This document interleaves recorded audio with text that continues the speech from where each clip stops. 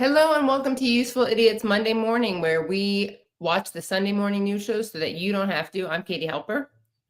I'm Aaron Maté, and just for those of us who are watching, don't worry. We have not been imprisoned under the new Trump administration. We are not in the gulags, although you never know. The forces of fascism could be coming to jail us at any point to stop us from delivering our satirical look at the Sunday morning news shows. You never know. But no, we're just on the road, actually covering on the ground, giving you first on-the-ground coverage of the inauguration in Washington, D.C. Both of us are. So that's where we are. Do not be alarmed. Do not call your Congress members to have us freed from gulags. We are safe and sound. Yes, they phone call from them. We're actually are gulagged. Yes, exactly. That's when you want your phone a friend, when we're actually in the gulags. Yeah. Our website is Useful Idiots. Our website is usefulidiotspodcast.com. Go there to support the show and get bonus content.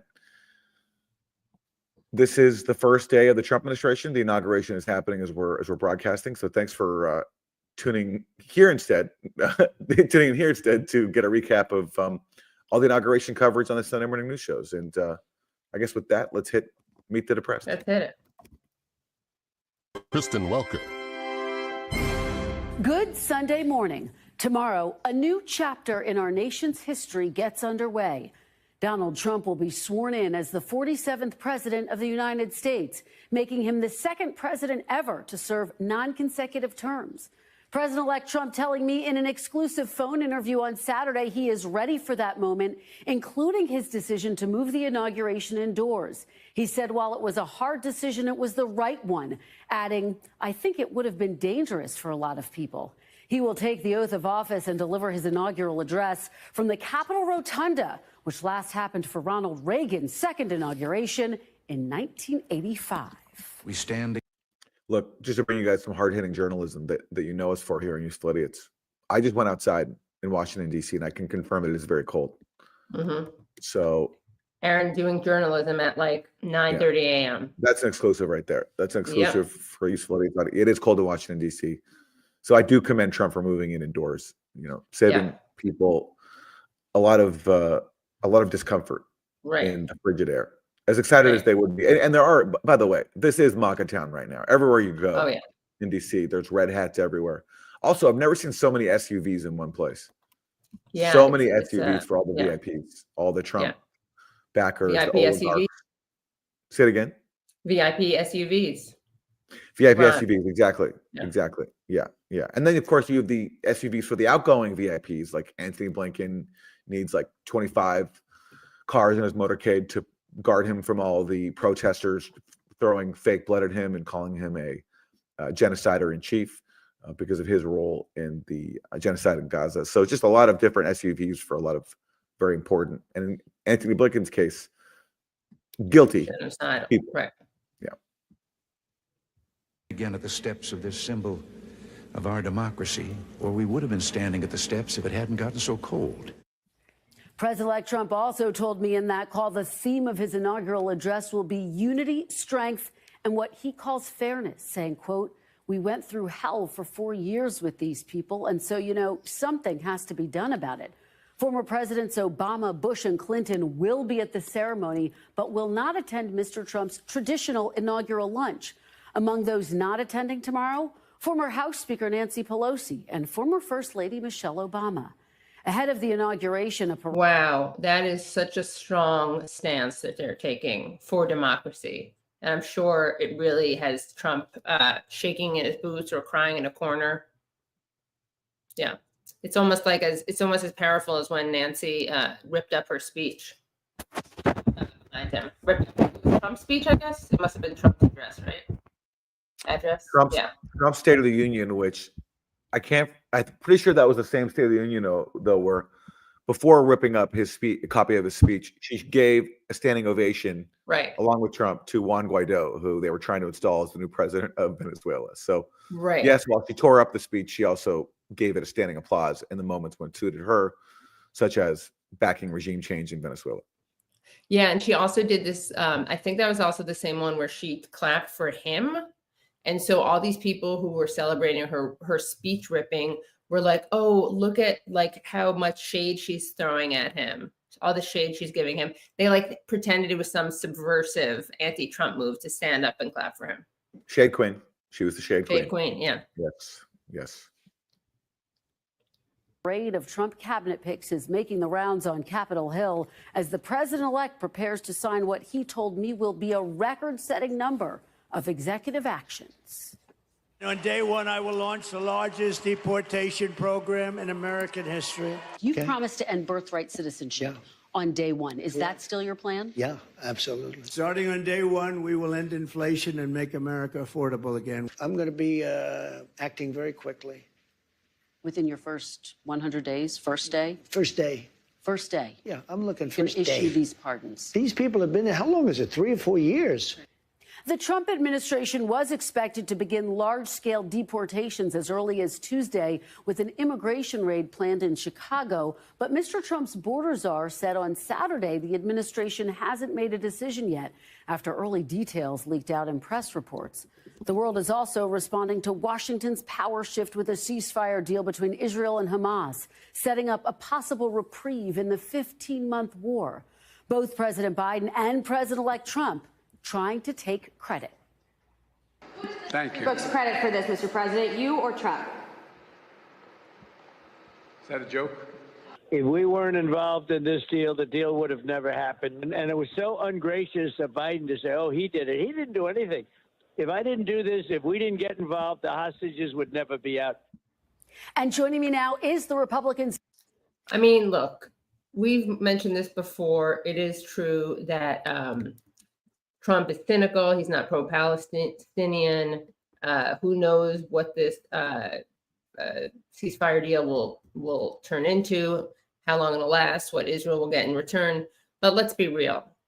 Obviously, this is because of Trump, not Biden. I mean, what's the new thing? The new thing is that Trump is coming in. If Biden had wanted to do this, he would have done it before because he would have gotten credit for it. Now he doesn't.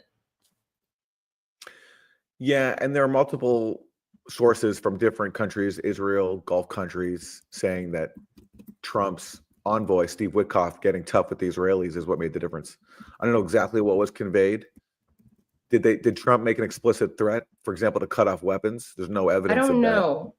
I do know that he was like, they didn't want to meet on Friday night because it was Shabbat, and he was like, I don't care. Yeah, no, there's He definitely Shabbat rolled over him. Yeah, there's definitely all these accounts of the Trump team talking tough. But the question is, Right. how did they actually, get Israel to back down off of refusing to engage in a deal? Did they threaten to cut off weapons, which is really the main point of U.S. leverage? I don't think so. So this also could just be Netanyahu wanting to make Trump look good because Netanyahu and Trump are close, and they certainly share a close ally / donor in Miriam Adelson. But yes, at the same time, when you have a Biden administration that's been so devoted for well more than a year to mass murder, to pretending as if Hamas was the sole obstacle, to blocking ceasefire resolutions, to lying for Israel as it blocked humanitarian aid going into Gaza, it is quite possible that Trump making some small variation and applying a little bit of pressure, a little bit of tough talk, did make the difference. And so regardless of who deserves credit for the ceasefire deal, the Biden administration deserves full credit for the genocide. Yep. And That's that is true. their legacy. And also, famously to us, because we talked about this, but, Biden did say during the debate, Trump did say during the debate with Biden lied, said, Hamas is the only obstacle to ending this war, basically. And Trump was like, what are you talking about? Israel wants to keep fighting. So just another example of some honesty from Trump. Again, we're not giving him credit. We're more damning Joe Biden. All right. Well, Joe Biden. let's hear on their way out some of the Biden administration officials who are responsible for this genocide and took part in the negotiations to finally reach a ceasefire. Brett McGurk, he was he's a top U.S. negotiator in these ceasefire talks. He's also the person who, among other things, encouraged Israel to go into Lebanon, to expand their mass murder campaign in Gaza into Lebanon, because he saw a generational opportunity to destroy Hezbollah. So he's someone who was very committed to keeping this war going for as long as it served his perception of U.S.-Israeli hegemony. And here he is now talking about the ceasefire deal that he finally managed to let his administration agree to. Now we have the news today.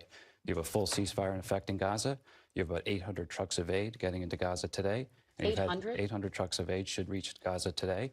And you've had the 3 girls now, again, reunited, hopefully with their families, and they're now in. An obvious question to ask him here, if he's now bragging about the fact that 800 trucks of aid are getting into Gaza today, more than a year into this genocide, is how come those 800 trucks were not getting in on day one? And the answer is very obvious. It's because Israel, with U.S. backing, was using humanitarian aid as leverage to coerce Palestinians into surrender and to starve out and expel as many people as possible. Right. So he's like tacitly admitting to being complicit in a war crime, but Right. that's been just like the genocide. That tactic has been normalized. So it just passes like without mention. But imagine if Russia, after opposing a siege on Ukraine, had said, finally, after getting some of its captives back, we've allowed in 800 trucks of aid into Ukraine today. The question would be, well, why didn't you allow those aid trucks before? And does that not mean that you were using these aid trucks as a tool of coercion, which is Right. a war crime? Terrorism, yeah. Israeli custody. So the UN says an average of 72 trucks per day went in December, and that's been the case in January. Is there even the capacity for the Israelis to search? Oh, by the way, we should remind people that, of course, Blinken knew about this and lied about it to Congress. That's right, because his own experts wrote reports documenting how Israel was blocking aid, and Blinken went before Congress and said the exact opposite. Yeah. These trucks and allow in that food? Do you expect 800 trucks to make it into Gaza today? That's why I've been in the Middle East for the last month nonstop to make sure everything is ready to go. This was not put together in the last week. This has been put together really since May when President Biden laid out this framework. He developed this framework with the Emir of Qatar and with the President of Egypt, President Sisi. He announced it to. Wow, it took him that long. That because you remember, as we know from AOC, Harris, along with Biden, I'm sure, were working tirelessly for a ceasefire, and I guess also to help get aid in. And it took this long to do it because they were being so meticulous. I'm sure that's why. Yeah, and what he omits is back in May, Hamas agreed to the framework of that ceasefire, but Israel added new conditions to make that impossible, and Biden, of course, backed them up. And yeah, by the way, AOC making that claim about Kamala Harris and Biden working tirelessly for a ceasefire, she really should apologize for that now. The campaign's over. The damage was done. You know, I get it. She was trying to help them win. Okay. You want to use Palestinian dead bodies for that? At least apologize. At least yeah, but the same person, sorry. At least apologize for whitewashing the people who were not tirelessly working to end the genocide. They were tirelessly prolonging it for as long as they could. Right. But of course, anyone who would say that is not going to apologize. I mean, what she should do is, I guess, you know, if she wants to save face, she should pretend she was misinformed, like they lied to her. The world in May. It was unanimously endorsed by the UN Security Council. We thought we were close in August, Margaret, and then we had 6 hostages killed in a tunnel underneath Rafah. I was just in your green room talking to the mother, or speaking with the mother of Hirsch Goldberg Poland, who was killed tragically in August. It was that incident in August when Hamas killed those hostages that we decided to flip the script. There was not a deal because Hamas would not agree to release hostages. We supported the Israelis in going after Hezbollah. They took out Hezbollah. In Lebanon. We have a ceasefire in Lebanon. We have a new government in Lebanon. That isolated Hamas. Iran is in the weak. Okay, so what he's doing now is he's trying to justify his decision to encourage, and he was personally instrumental in this, encourage Israel to expand its mass murder campaign to Lebanon. And he's saying that that was done to basically enact and put more coercion on Hamas to pressure them more to release the hostages, when really this was an opportunity, as was reported at the time by Politico, to destroy Hezbollah. And they want to destroy Hezbollah because Hezbollah is effective at resisting Israeli aggression. And now he's spinning that as being like motivated by getting Hamas to putting pressure on Hamas to release the hostages by destroying their enemies, when really, as we've seen, Israeli military operations have not managed to free the majority of the hostages. They've killed more hostages than they've freed. And what actually works, as we're just seeing right now with the release already of 3 hostages, Israeli hostages, is negotiations, which people like Brett McGurk were undermining. Yeah, and I mean, Israel obviously, famously killed those 3 hostages, despite the fact that they had white flags and were speaking in Hebrew. And then we don't even know how many of the hostages they killed by bombing Gaza, where some of them were where they were being held. But we all know, I mean, this is the Israeli government couldn't care less about the hostages, and they just wanted to kill as many Palestinians as possible. That was their priority. Weakest position has been in the Middle East in decades. So we went back to the table in December. Hamas, for the first time, was ready to accept the May framework and begin to release hostages. It wasn't until early January that they actually approved the hostage list, and that's how we got to the result today. But do we know? False. Absolutely Lie. False. Yep. False. Misinformation. Yep. If there's any of those, scam groups that like fight disinformation out there still around, I give you Brett McGurk. I give you Brett McGurk. Okay, well, good riddance to him. Let's hear from one more outgoing Biden administration official before they all ride off into the sunset. What I just wanted to, before we move on to this, I think it's worth taking a look at the difference between Israel's treatment of hostages or prisoners and Hamas's treatment of prisoners or captives. So let's just take a look at this comparison. So here are here on the top is one example of one of the recent released hostages. You can see the difference between them. Not a big difference in those images. Looks pretty happy afterwards. And then on the bottom, you see it and big difference. This is what happened to a hostage who was tortured. And here's another one. Another comparison, see if you can spot the difference in the before and after of the Palestinian. Yeah. And one more. Yeah. So there you go. And meanwhile, like what's the corporate media narrative? It's shaped by, Israeli officials and U.S. pundits going on and saying that like all of the captives in Hamas custody, they're being tortured, they're being raped, they're being abused in all these horrific ways. And then what's actually happening in real life is you see just from the visual evidence that Palestinians treat their captives infinitely better than Israelis treat the many more Palestinian captives. And of course, the media narrative is the exact opposite. And that last image showed Khalid Jarrar, who was just freed. And she is a prominent activist in the West Bank. I didn't actually even know that she was imprisoned, to my shame. It's a big deal. And then the contrast in the image, her before and after, look at that. It's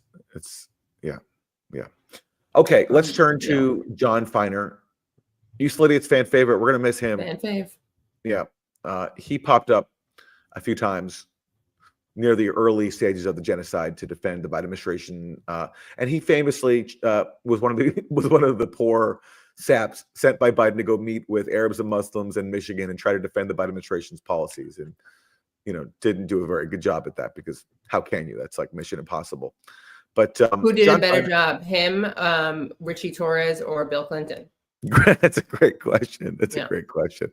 Who is the most offensive emissary? By the better, I'm going to go with Bill Clinton. Oh yeah, definitely. Yeah, for citing the Bible citing like passages in the Bible to argue that Palestinians don't deserve to live in their own homeland because the Jewish Bible claims that there were a few Jewish tribes there 2,000 years ago. Right. Yeah. Okay. He went full extremist, Likud extremist. Yeah. John Feiner. Again, the issue is the top issue right now in Washington is who gets the credit? Who gets the credit for a ceasefire deal that could have been reached well over a year ago? By the way, let's stress this. What did Hamas offer Israel immediately after October 7th? They said, if you agree not to invade Gaza, we'll free all the hostages. That was their actual early offer. And of course, Israel dismissed that. So now John Feiner wants to really stress that after tens of thousands of dead, we don't even know how many in Gaza, most of Gaza destroyed, hospitals destroyed, mosques, schools, shelters, all the basic facets of human life have been destroyed. John Feiner wants you to know that the Biden administration is really the one that deserves credit for finally allowing this genocide to end after so much carnage. To some Israelis, and we heard Ian Panel tell us that most Israelis are very happy to see this come to take place. But there is concern by some to see that you have so many of these prisoners, the Palestinian prisoners, more than 100 released for just the first 3 hostages released. What do you say to some who are concerned about who would be released? I guess what I would say to this is the Israeli government made a very difficult decision, but I think had reached the same conclusion that we have reached over a long period of time, which is that ultimately the only way to end this war, bring the hostages home, secure humanitarian relief for Gaza, was some sort of exchange along the lines that was negotiated. And I want to say something in particular about President Biden here, because this deal is really the deal that he laid out back in May. The attention of the world, of the press, of maybe even other governments around the world had moved on to other issues. But President Biden literally just about every day would call Jake Sullivan or me or others on our team and ask for an update on the deal, what he could do to help push things forward, who he could deploy to the region, who he could call on the phone. And he made dozens of calls to heads of state involved in negotiating this deal to ultimately get it done. It never escaped his attention, and it really impressive that he made some phone calls. Great to play in a game of telephone as people are being slaughtered with your weapons inside Gaza. You think Biden? Well, Aaron, it may have been impressive actually, because we're dealing with Biden. Like, it was probably a big deal that he was able to actually make the phone call himself. Yeah, I mean, hey, don't want to slight that accomplishment for Biden. I mean, he has a hard time walking, so I guess making a phone call is something. But I mean, does he really want us to think that Biden calling a bunch of foreign leaders made a difference in getting the prisoners, the hostages freed, when the whole point was basically Israel refusing to end its campaign to destroy Gaza? That was the fundamental problem here. And he's pretending as if that wasn't the issue, that somehow Biden calling some people made a difference. Right. It was his persistence that ultimately led to the day that we're going to have today, and the opportunity for a better future in the region that this unlocks. But no doubt this was a joint effort at the end, a joint effort with the incoming Trump team. We got significant support from the Trump team. We have been, very transparent about that. We've kept them fully up to speed. They deployed members of their incoming team to the region. The president-elect said helpful things about the need to get this deal done. But ultimately, at the end of the day, it was our team that was in the driver's seat for the negotiations directed by President Biden with their support. Well, if he was in the driver's seat, it was doing a lot of crashing. Yeah, they're in the driver's seat of genocide. That's what they're in the driver's seat of. And right. I mean, isn't this just sad? This is how you end your 4 years of government service at a very high level. It's like you're squabbling over who deserves credit for a deal that could have been reached well over a year ago and could have avoided after tens of thousands of people have been dead. And this is what we reduced to. We were in the driver's seat. It was us. Okay. All right. Well, drive off into the sunset. That's what I say to the Biden team. Enjoy your retirement. And I hope they see the images now of what people in Gaza are returning to. People, their entire communities, like Jabalia refugee camp, just destroyed. Nothing. There's nothing left. That's the legacy that the Biden team is leaving. Right. Okay. Well, let's hear from the incoming Trump team. What are their big plans for Palestine? Mike Waltz, the incoming National Security Advisor. Is also obviously the party Israel here that feels some pressure to get this done. One far-right member of the Netanyahu government resigned. Another this morning said he will bring down the Netanyahu government if it does not return to fighting in a way that leads Israel to taking over the entire Gaza Strip. Does Mr. Trump support annexation of the West Bank and Gaza? Well, excuse me, very different things. What we're talking about here is making sure that Hamas is destroyed. Wait, like what's a different thing? Is it a different thing to annex Gaza versus annexing the West Bank? These are like two different issues. Like, so it might be okay to annex one but not the other. I don't really follow what he's saying there. And of course, he didn't give a direct answer. The direct answer, if you care about things like, I don't know, international law, all the values that the U.S. claims to uphold, is no, we do not support Israel annexing the West Bank and Gaza. We support Israel. I mean, imagine someone saying this, ending its belligerent military occupation of both territories and granting Palestinians their letting Palestinians have their self-determination for the first time ever. But no, that's not on the cards for Mike Waltz. As a terrorist organization, Hamas is no different than ISIS or Al-Qaeda or any of the worst that has so. How can you possibly say that Hamas is no different from ISIS or Al-Qaeda? That is so like disrespectful to the victims of those of ISIS and Al-Qaeda. I mean, especially given, look at the way the hostages have been returned. Does that look like the treatment that you get from ISIS and Al-Qaeda? Yeah, and again, Hamas was founded in a refugee camp to resist a belligerent military occupation. Right. Al-Qaeda, much different circumstance. Al-Qaeda grows out of the U.S.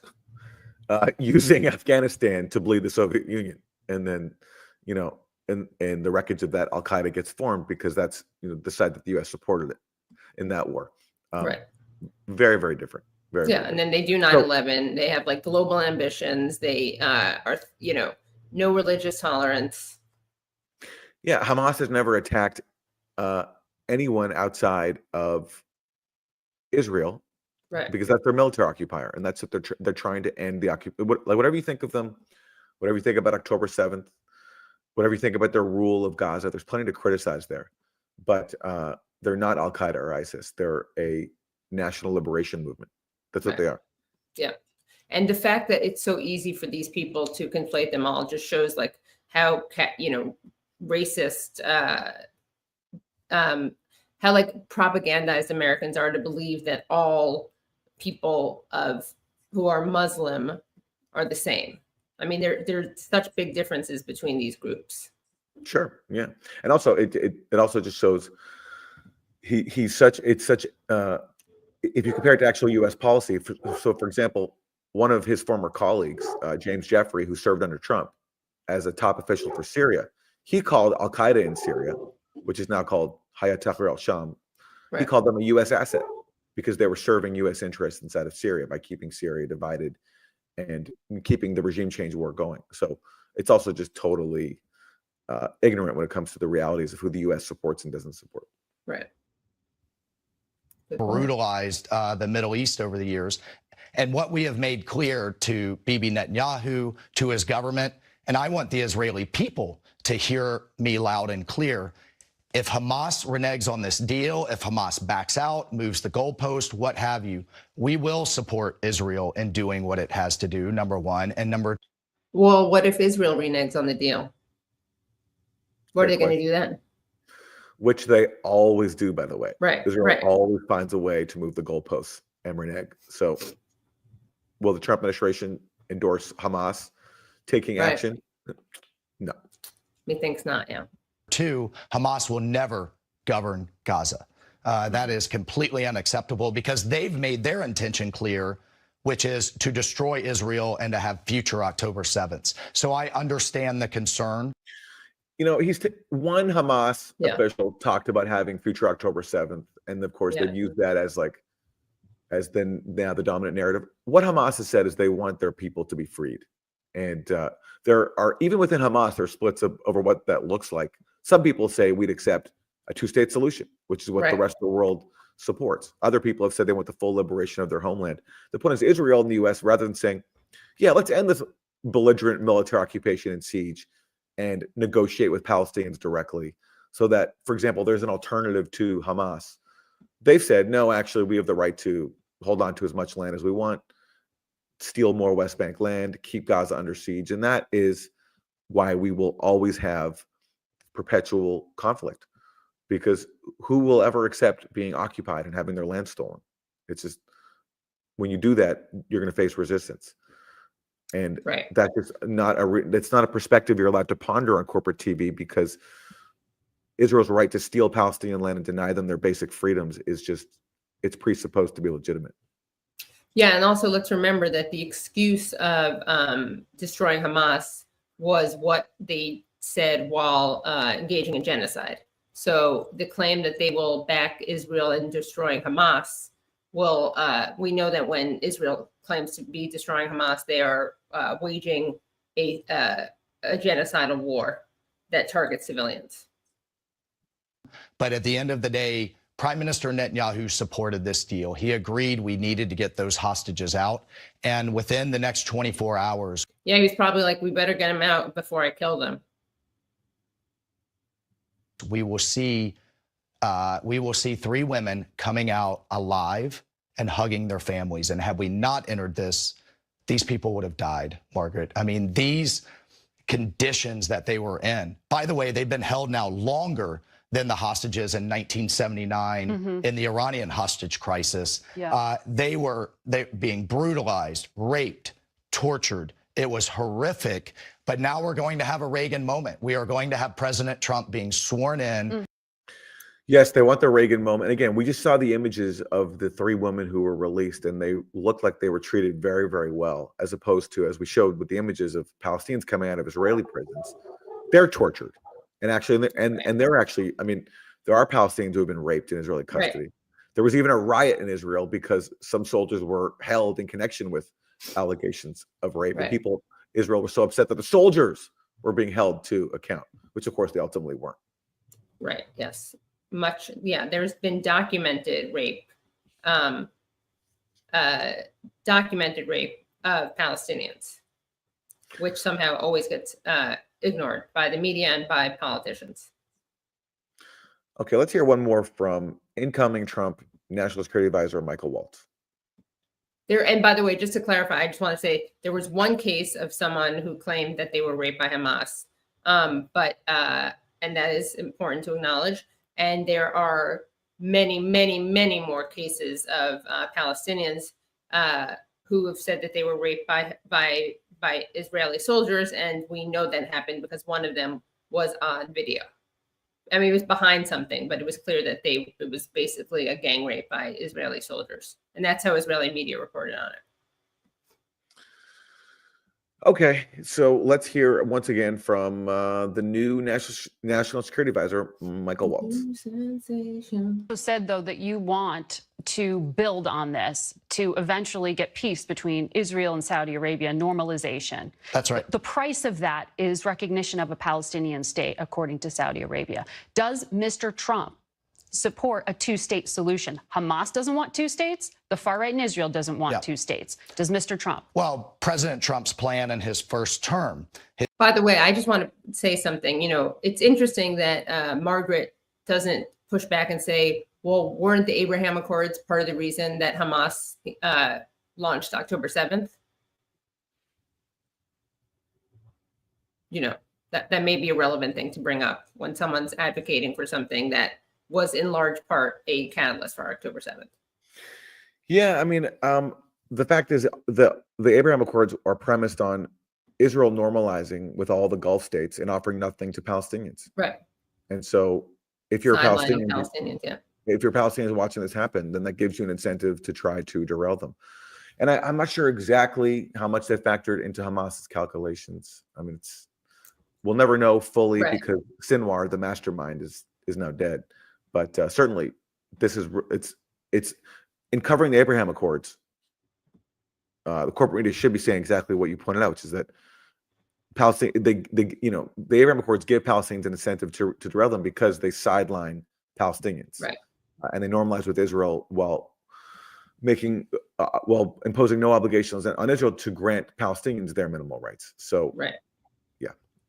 And also, I mean, we should point out, Margaret says so confidently that Hamas doesn't want a 2-state solution. And that's just not true. I mean, first of all, the Hamas charter recognizes Israel's 1967 borders.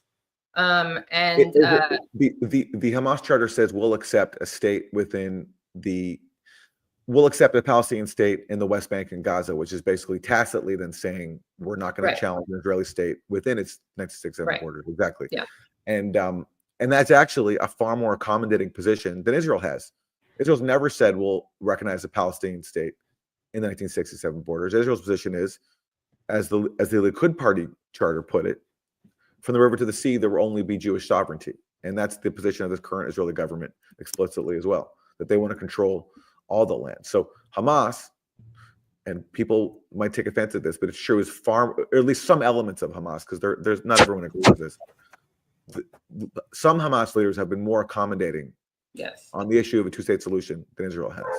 Yep. And their charter actually is more accommodating if you look at their revised charter. Doesn't want two states. Does Mr. Trump? Well, President Trump's plan in his first term, his plan for the Middle East and his plan for Israel and Palestine had a pathway to a two-state with all kinds of very important qualifiers that had to be in place beforehand. Stop radicalizing the next generation of Palestinian youth. Very specifics, components of that plan in terms of how things would be divided up. But I do think we can get to the next round of the Abraham Accords. I do think we can expand it, and that will be between Israel and Saudi Arabia, which will be tremendous. That has been a main goal of the Netanyahu government now for years. And Margaret, I could tell you, for President Trump, if in a short amount of time, if we're talking about infrastructure projects, ports, rails, fiber, data center, if we're talking about all of those things, these historic animosities will become smaller and smaller and smaller. And that is the peace that he seeks and that only he can lead. I love how he's talking about infrastructure. I love how he's talking about infrastructure projects in the Middle East, not in the U.S. So it's like Trump and his cronies will make a lot of money abroad, but of course, we're not going to spend any money building up things at home. Right. I also really like how he pretends that stopping the radicalization of the Palestinian youth is like a specific policy thing to implement. And also, let's just be clear. I mean, I wonder what could possibly radicalize Palestinians. Could it be watching Israel like wipe out their friends and families, target refugee camps, hospitals? Yeah, and also on the issue of radicalization, if you look at what Israeli school children are taught, they sing songs about wiping out Gaza. There's like, that's been on display since the start of the genocide. So their radicalization is totally fine. In fact, it's celebrated. It's shared by people like Mike Huckabee, who was Trump's incoming ambassador to Israel, who's basically said there never will be a Palestinian state. Right, as we'll see in a second. So, Mr. Huckabee, the possible future ambassador to Israel, is wrong when he says that Mr. Trump does not believe in a two-state solution in the future. Well, I've spoken he said that yesterday. Yeah, no, I've spoken to him, and it's how do we eventually get there, right? And what we eventually want. How do we eventually get to a Palestinian state? That translated from politician speak is, how do we talk about one day having a Palestinian state to ensure there never actually will be one? So we just, it's always some, this has been like the game that everybody plays. Barack Obama, George W. Bush, Anthony Blinken, they all do this. The Palestinian state's always some vision. It's like some far off vision in the future. We can't figure quite how to do it, but it's there. It's there somewhere off in the distance. And we're always like pulling towards it, but we never actually achieve it because we don't want it, because we want to let Israel do whatever it wants and steal as much Palestinian land as it wants. How can we pay lip service to Palestinian statehood? Yeah, exactly. That's the challenge. Yeah. Okay, let's turn to Lindsey Graham. Oh God. He's excited.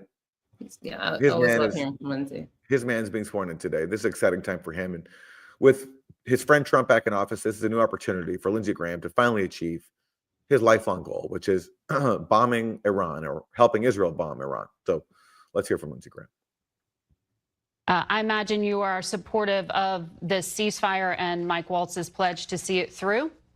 By the way, new president, or return of an old one, but new presidential term, new haircut. New hairdo. That's how he's celebrating it. Got a little new style, more back than usual. He usually does the side part. Yeah. Yeah, I very much appreciate what Brett and Steve Witkoff have done. Let me just say this. These people would not be coming out if Donald Trump had not demanded they be out. Everything Brett said about pressure on Hamas and Iran is true, but the game changer when Trump said, I want them out, all hell will be to pay. Now, here's what I'm hoping. They come out, the deal holds, but what does the end of the war look like? I want to reinforce something to you. This war will never end with Hamas in charge of Gaza, politically or militarily. Their days are numbered. And the next question for the world is, what do we do about the Iran nuclear program? That's where we're going to move to next. There's diplomacy. There's a 1 in a trillion chance you'll degrade the Iranian nuclear program through diplomacy. There's a 90% chance you'll degrade it through military action by Israel, supported by the United States. So the next topic I will be engaging in with President Trump is to take this moment in time to decimate the Iran nuclear program because they're so exposed. What does that mean? Help Israel deliver a knockout blow. I like the direct question from Margaret Brennan. She's just so maybe tired of hearing Lindsey Graham fulminate over bombing Iran. That what does that mean? Yeah. What does that mean? What do you mean? Just say it. Just spell it out for us. Right. What does that look like? Yeah. Because does that mean you're going to urge him to have Israel bomb Iran's facilities that are underground and would require U.S. military support to actually be effective? I'm going to urge the decimation of the Iranian nuclear program. I don't think diplomacy works. Brett will tell you what they have done to Hezbollah and Hamas has been amazing. The proxies are incredibly weakened. Israel can go anywhere they want to go. This is a religious Nazi regime. They want to destroy the Jewish state. They want to purify Israel. Yeah, religious Nazi regime. Yeah. That shows a real understanding of history, Lindsey. Islam and drive us out of the Mideast. It would be like negotiating with Hitler. I am hoping there will be. They want to drive us out of the Middle East. Yeah, they want you to stop occupying them. It's really not a radical demand. Yeah. You know. No, it's Hitlerian actually. Did you know that was what? Did you know that was what Hitler was doing, Aaron? He was just trying to drive America out of Germany. That was his plan. Yeah. Very good comparison. So blah, blah, blah. That's Lindsey Graham. I mean, what else is new? He's going on a rant about bombing Iran. Get used to that one. We'll be saying I think we are already. Yeah. Yeah. Okay. Let's turn to House Speaker Mike Johnson. And he's going to be asked about disaster relief for California. And we've covered this before on the show, but it's always worth pointing out. When it comes to providing aid, Mike Johnson has much different standards when it comes to providing aid for a place like, say, California, an American state, and Israel, a foreign state. So this is Mike Johnson. Governor Gavin Newsom wrote recently, he said, quote, there must be no conditions, no strings attached to disaster aid. And yet we know that there's a big conversation happening right now on Capitol Hill about linking disaster aid for California to an increase in the debt limit, which has been a traditionally really thorny issue. Are you and can you commit that California disaster relief won't have strings attached? No, I won't commit that because we have a serious problem in California. Listen, there are natural disasters. I'm from Louisiana. We're prone to that. We understand how these things work. But then there's also human error. And when the state and local officials make foolish policy decisions that make the disaster exponentially worse, we need to factor that in. And I think that's a common sense notion. Listen. So sorry, California, no aid for you until you meet the demands of Mike Johnson, as opposed to Israel, where he's always said no conditions, and he's melted down at even suggesting that we should put conditions on a foreign country carrying out the destruction of Gaza. Yeah, and this is really going to help Californians. Yeah, like, is Mike Johnson going to try to impose a quota that they can't hire, women and people of color to high positions because that's who he blames for these catastrophic fires? I mean, I'll be curious to see what kind of conditions they actually want to impose. Certainly, there was negligence in California. There was, a reservoir that was not available, and that is egregious. But in terms of how much of this was human error and how much of this was just nature wreaking havoc, as nature can do, I mean, we still don't really know. I don't think. Right, and also, that's not you don't punish the people living in a state by cutting off, relief for them, not giving them relief to punish the politicians there. Yeah, but again, same playbook as Gaza. Right. No conditions for Israeli military aid, but using aid to punish people who are trapped under the genocide. That also has been the strategy all along. Okay, more from Mike Johnson. Remember that whole thing from Trump? He campaigned on lowering grocery prices. So what is Mike Johnson and the Republican Party going to do now that they have power to bring down those grocery promises, those grocery prices that Trump promised to reduce? Their bottom line, one piece of legislation targeted at bringing down grocery prices for the American consumer. It's a complex collection of legislation because we got to unwind and fix everything. I was on the campaign trail all last year, traveling around the country. I logged enough miles to circle the globe 5.5 times. We kept the House majority, we won the Senate majority for the Republican Party, and we won the White House. And we told the American people that we would do well by them. And what I said on the campaign trail was, to summarize, we could be the most consequential Congress of the modern era because we have to fix everything. I mean, everything's a mess. So it's not just one switch that you flip back on. It's a number of them, and we have to make it all work together, and we will. All right, let's talk about... In other words, no answer. Nothing. Not going to provide anything, yeah. Yeah. That's a great answer. If you don't have an answer to a very simple question, you have to just get into, like grand theory, like it's all connected, everything. It's all complex. Everything's connected. We have to untangle every single knot. We have to go to every single nook and cranny to like untangle everything. So it's going to take a while. So everything's connected. We can't just do one thing. So for example, we can't pass a piece of legislation because that would mean adopting progressive policies that are tailored to fix specific issues like grocery prices. Right. Like for example, price fixing, or maybe, heaven forbid, passing subsidies for low-income people for groceries. I mean, heaven forbid. No, they're not going to do that. So everything's connected, and therefore nothing can be done. Exactly. Okay, who do we have next? Congressmember Jim Jordan. Another big promise from Trump. Another big promise from Trump was that along with lowering the cost of groceries, they're going to deport undocumented people, and that will help fix people's problems. So here's Jim Jordan on that. You also heard the Trump National Security Advisor, Mike Waltz, say that Donald Trump will take action on immigration in minute one as president. Yeah. His border czar, Tom Homan, said the administration is now reconsidering whether to launch immigration raids in Chicago next week. There was a leak. It was reported that that was going to happen. What do you expect? I know you've been talking to the people who are going to. Yeah, I think a number of executive orders. I think there'll be one on on the wall. I think there'll be an executive order telling the State Department, Department of Homeland Security, get working on the Remain in Mexico policy. I think there'll be an executive order saying we're not going to release people into the country like the Biden administration did. People coming seeking asylum, they will be detained.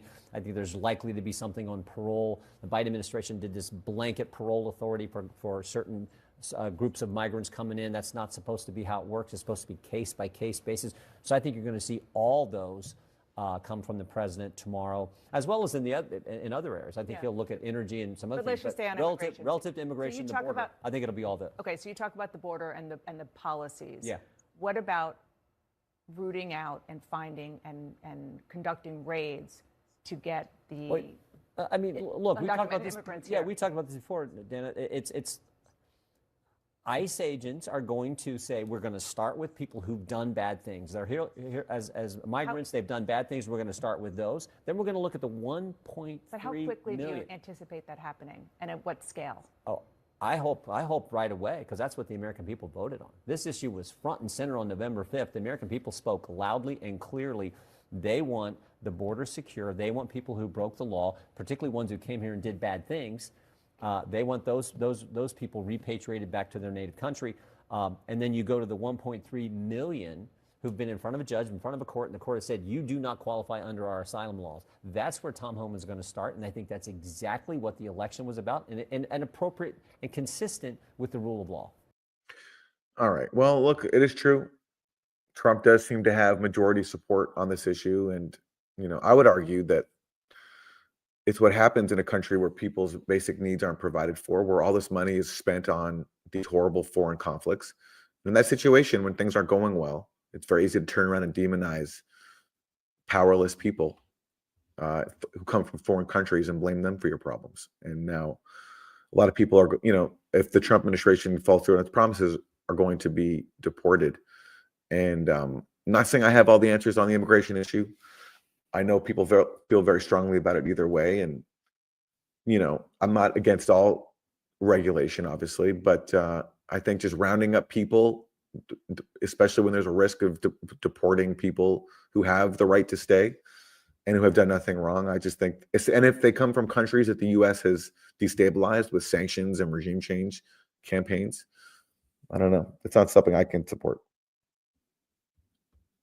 You're muted, Katie. Sorry, I actually have some stats related to this because, a lot of people throw around the argument that border policy is really determines the way people vote. And it is true, as you said, Aaron, that people can be kind of pitted against each other. There's this divide and conquer, and people, it's easy to blame people who are actually powerless.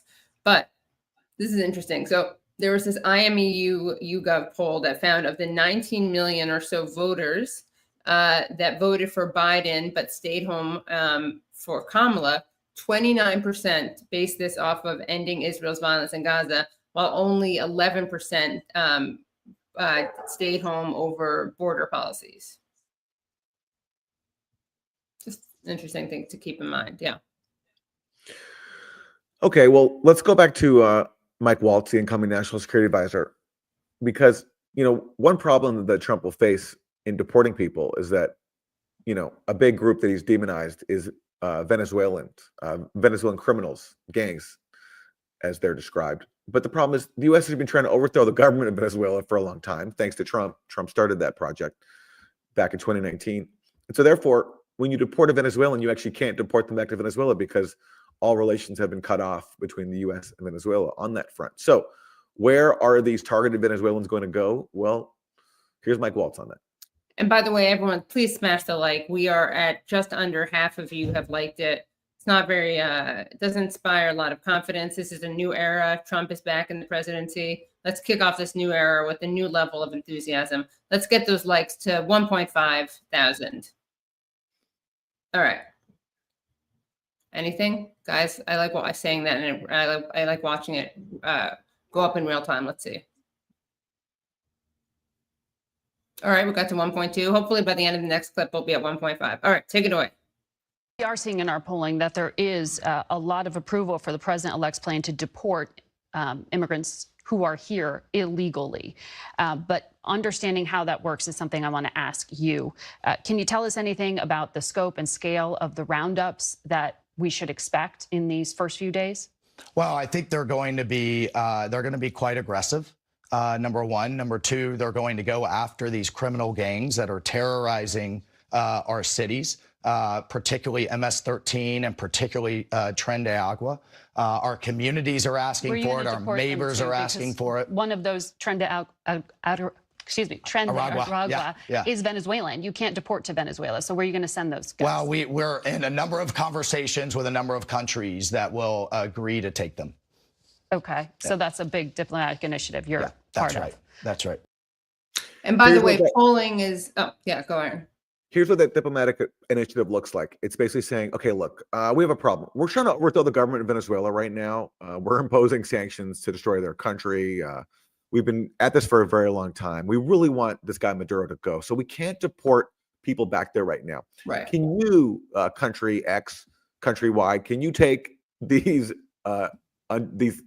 deported people for us, and we'll give you X amount of money? That's what the diplomatic initiative is going to bribe other countries to take Venezuelan nationals that the U.S. can't deport to Venezuela because the U.S. is trying to overthrow the government of Venezuela. Which, by the way, in the process, when you're trying to overthrow a government, that's going to create refugees because, as the Trump administration was warned by its own officials, hey, if you're destroying a country's economy with crippling sanctions, people are going to flee. So Right. Yes. it's like this vicious cycle where it's like we create refugees and then we want to deport some back, and we can't because because of the regime change campaign that caused the refugees in the first place. Like it's Right. really We can't say someone's evil and then send people back to that country. It's not a good look. And by the way, going back to the data, it is people are not supportive of family separation policies and not supportive of using the military to deport people. But no one's going to push back on the claims that these are across the board popular. Well, Byron Donalds, the congressman from Florida, I think is someone who's very enthusiastic about Trump's raids, and he's going to put it in a very concise statement. By the way, guys, we're at 1.4K likes. Let's get this to 1.5 by the end of the next clip. All right, take it away. Byron. He'll figure a way to do it. It's not just going to be that. I mean, when Americans see deportations or repatriations happen, they're going to be like, thank you. When they see the border closed, they're going to say, this is what I voted for. When they see peace starting to break out again around the world, they're going to be like, this is the stability that we were asking for. Daddy's back. And that's what you're going to see. So you just... Daddy's back, everybody. Daddy's back. You heard it from a member of Congress. Daddy is back. Yes. Yeah. Yeah. Wow. When you're seeing a helpless immigrant family being rounded up, pushed into a van, you're going to say Daddy's back, because that's what everyone. Weird. That's what everyone associates with a good daddy, is beating up on helpless people. Right. Yeah. I guess. I mean, maybe he's a fan of corporal punishment, abusive parents. Yeah, I guess that's true. An abusive daddy is back. Yeah, and also repatriation. That's quite the euphemism for forced deportation. Pretty gross. All right. Well, heading to the end of the show, one thing that Democrats have handed Trump on the way out is yet one more gift. I mean, they've given Trump so many gifts. Let's see here. Campaigning with the Cheneys. And that was a big gift. Yeah. Having Biden stick around in office when he couldn't do the job, that was another gift. I mean, so many gifts. Another one is basically making Trump the hero to millions of young Americans who went without TikTok for about a day because of the genius of the Democrats in having Joe Biden sign into law a measure banning TikTok because it's owned by a Chinese company. And Trump immediately took advantage of that and said, we have to save TikTok. And he negotiated some agreement with TikTok and saying, we won't enforce this law on you. And so TikTok came back. So now millions of people who, rely on TikTok, who love TikTok, could thank Trump for that. And Trump could thank the Democrats for giving him just one more political gift on their way out. So here's Mike Waltz again, the incoming National Security Advisor, talking about this. This is shortly before TikTok came back online. And by the way, I just want to point out another thing about TikTok is that despite there is some suppression of pro-Palestine content, but despite that, people do get a lot of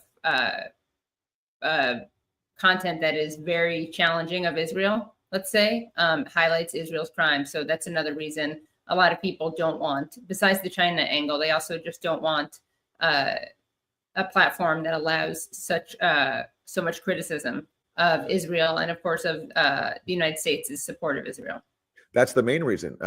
Mitt Romney and Antony Blinken admitted this. We played the clip before on our show where they had this friendly public chat, and Romney and Blinken said, or Blinken said that the images that people see on TikTok of coming out of Gaza were warping their perceptions of the conflict, because when you see a child being blown up by a U.S.-made weapon inside Gaza on your screen, somehow in Antony Blinken's mind, that doesn't give you the proper context for what's really going on, that it's not mass murder that we should be opposing. And then Romney said, yeah, we've been trying to ban TikTok for a while, but it really picked up after October 7th because we saw that the kids were being told the wrong thing about Gaza, which is that actually Palestinians are human beings. That's the message they were getting from TikTok, which we can't tolerate. And that's why it's being banned. And Jonathan Greenblatt, bless his heart, of the Anti-Defamation League, he admitted this too. Yeah, he talks about there's a TikTok problem. He actually calls it a TikTok problem. And Josh Hawley also said that, it was a big site of a lot of anti-Semitism, which, as we know, is just code for criticism of Israel. That's anti-Semitism. Okay, so here's Mike Waltz. Some form. Morning, TikTok is dark in the United States. President-elect Trump said, "Save TikTok," in just a 2-word social media post. I think it's pretty clear what he wants to do. The law, of course, says that he does have the ability to put a pause on the ban for 90 days, but only if there's significant progress toward a deal to sell it. Is there a viable deal on the table? Yeah, so, what's interesting here is this is about bridging from Sunday to Monday. This is about giving the tech companies, the app stores, the providers, the cloud storage, and others the confidence that we are going to work towards some type of deal and to not make this go dark. And I think that's what you're going to see in the upcoming 24 hours. The president needs optionality, and he wants it to evaluate deals that are in accordance with the law, but also protect our national security. So he's going to bring it back on. Will he bring it back online? Well, we're working literally real time, working with the various tech companies, get it back online and buy him some time to, one, save it, but protect Americans' data and protect Americans from any type of foreign interference. So, I mean, how do you do that? I mean, the whole reason why you, in particular, and originally then President Trump in his first term, wanted to get rid of TikTok as it is now, Chinese-owned, is because of the very real national security threat that you see. So See, Dana Bash is alarmed because she, while pretending that this is about national security, shares Mitt Romney and Antony Blinken's fear that TikTok lets young people see the reality of the genocide in Gaza. So she's like, okay, whoa, wait a second. You said you were going to protect the American people from being brainwashed by images of dead Palestinian children. So what are you going to do? She's not happy about TikTok possibly coming back online. You're muted, Katie. Sorry, there's a dog barking in the background. Yes, that is true. And and there's actually a letter, a brief that was sent to Biden from Ro Khanna, Ed Markey, and Rand Paul. And this is what they wrote. They said, there are less drastic measures that could effectively address data security issues without infringing on constitutional rights.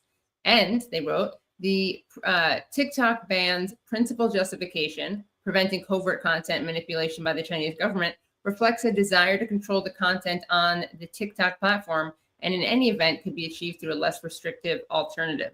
So, people are pretending that this is just a Donald Trump thing, but people like Ro Khanna and Ed Markey, 2 Democrats, Rand Paul, Republican with libertarian tendencies, also agree in opposing the ban. Okay, well, let's hear one more from Mike Waltz, because he also recognizes that TikTok helped the Trump campaign. Right, awkward, yeah. So, which raises more problems for them. So here he is. As to report to or has a member of the Chinese Communist Party on its board.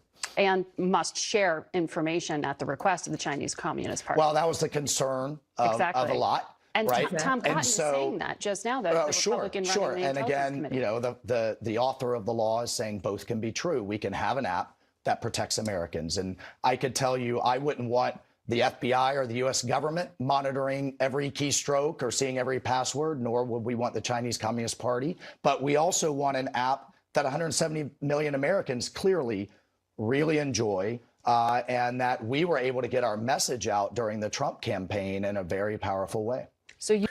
And therein lies the problem. You have people who are desperate to censor TikTok because they don't want young people being educated about Palestine and seeing the reality. On the other hand, though, it is a way to help get elected. And it did help Trump get elected. So, they have a lot to balance there. 4 guys, yeah. Okay, well, let's end with one more clip and just focusing on what is the moral issue of our time, which is the Holocaust of our time. And that's what Max Blumenthal told Antony Blinken at Blinken's final news conference last week, when Max interrupted Blinken and asked him a bunch of questions, including how could you let the Holocaust of our time happen? And that's a central issue, and it doesn't go away just because there's now a ceasefire, which hopefully will hold. But especially with Israel, you never know if they'll just pick back up pretty quickly and resume the killing. They certainly used the last hours before the ceasefire to kill many, many more people. And this is a clip that just gives just one window into what has happened, and that is the mass slaughter of children in Gaza and leaving so many children in Gaza without limbs, without family members. And so here is the head of Save the Children speaking about this. When I look at some of these statistics, they are just jaw-dropping. 1.1 million kids in Gaza, half the population need food. Their urgent need, surviving on one meal a day after 15 months of war. What state are these kids in? Oh, there's estimates that there's about 300,000 children in real acute need of malnutrition treatment. This is not just food, right? This is a medical treatment to make sure that they don't get real long-term consequences of their malnutrition, cognitive as well as physical.